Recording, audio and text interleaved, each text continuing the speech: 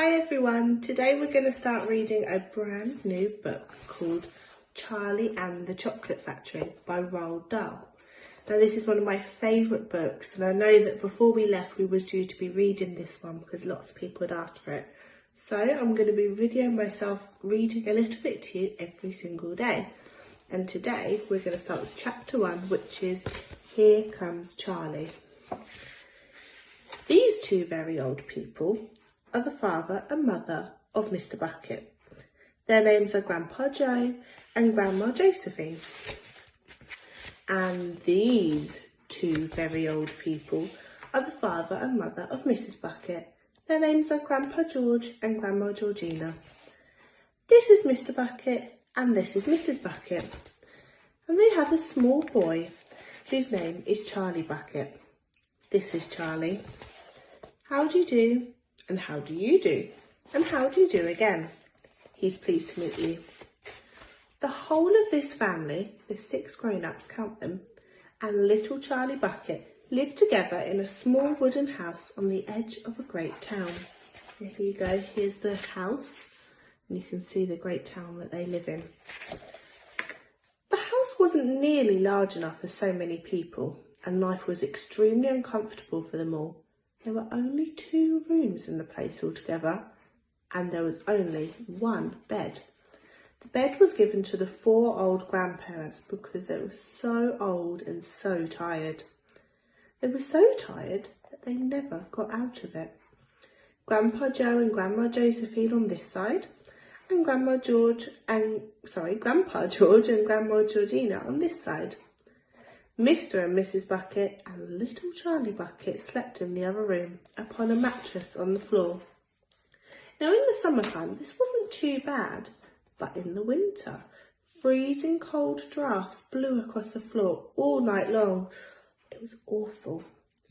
There wasn't any question of them being able to buy a bigger or better house, or even 1 more bed to sleep in. They were far too poor for that. Mr. Bucket was the only person in the family with a job. He worked in a toothpaste factory where he sat all day long on a bench and he screwed the little caps onto tubes of toothpaste after the tubes had been filled. But a toothpaste cap screwer is never paid much money, and poor Mr. Bucket, however hard he worked and however fast he screwed on the caps, was never able to buy 1/2 of the things that such a large family needed. There wasn't even enough money to buy proper food for them all. The only meals they could afford were bread and margarine for breakfast, boiled potatoes and cabbage for lunch, and cabbage soup for supper. Sundays were a bit better, and they looked forward to Sundays, because then, although they had the exact same, everyone was allowed a second helping. Now the Buckets, of course, they didn't starve, but every one of them, the 2 grandfathers, the 2 old grandmothers, Charlie's father, Charlie's mother, and especially little Charlie himself, went out from morning till night with a horrible empty feeling in their tummies. And Charlie felt it worst of all, and although his father and mother often went without their own share of lunch or supper so they could give it to him, it wasn't nearly enough for a growing boy.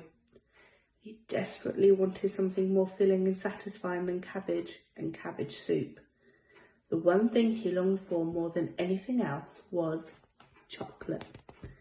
Walking to school in the mornings, Charlie could see great slabs of chocolate piled high in the shop windows and stop and stare and press his nose right up against the glass. His mouth would be more watering like mad.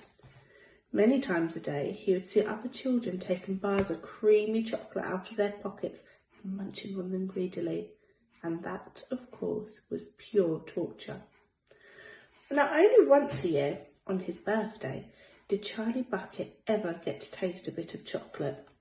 The whole family saved up their money for the special occasion, and when that day arrived, Charlie was presented with 1 small chocolate bar to eat all by himself. And each time he received it, on those marvellous birthday mornings, he would place it carefully into a small wooden box that he owned and treasure it as if he thought the bar was solid gold.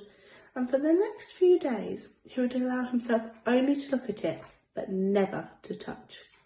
Then at last, when he couldn't stand it any longer, he would peel back a tiny bit of paper wrapping at the corner to expose a tiny bit of chocolate, and then he'd take a tiny nibble. Just enough to allow a lovely sweet taste to spread slowly over his tongue. The next day he would take another nibble, and so on and so on, and this way Charlie would make his 6-penny bar of chocolate last him for more than 1 whole month. But I haven't told you yet the one awful thing that tortured little Charlie, the lover of chocolate, more than anything else. This thing, for him, was far, far worse than seeing slabs of chocolate in the shop windows or watching other children munching bars of creamy chocolate right in front of him. It was the most terrible, torturing thing you could imagine, and it was this. In the town itself, actually within the sight of the house in which Charlie lived, there was an enormous chocolate factory. Just imagine that. And it wasn't simply an ordinary enormous chocolate factory either. No. It was the largest, most famous in the whole world. It was Wonka's chocolate factory, owned by a man called Mr. Willy Wonka, the greatest inventor and maker of chocolates that there's ever been. And what a tremendous, marvellous place it was. It had huge iron gates leading to it and a high wall surrounding it. Smoke was belching from the chimneys and a strange whizzing sound came from deep inside. Outside of the walls, for half a mile in every direction, the smell was chocolate. The air was scented with the heavenly rich smell. Twice a day, on his way to and from school, little Charlie Bucket had to walk right past the gates of the factory, and every time he went by, he would begin to walk very, very slowly, and he would hold his nose high up in the air and take long, deep sniffs of that gorgeous chocolatey smell all around him. Oh, how he loved that smell, and oh, how he wished he could go inside the factory and see what it was like. Well, that's our first chapter. Tomorrow we'll be reading chapter 2, which is Mr. Willy Wonka's Factory.